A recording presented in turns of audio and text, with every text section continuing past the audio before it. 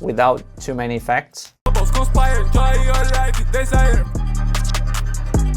When the hook comes in, the short term is going to be, a little louder.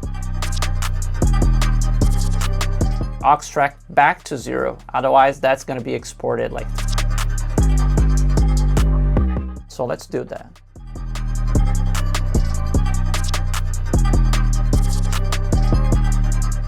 That I use all the time here, a one knob filter.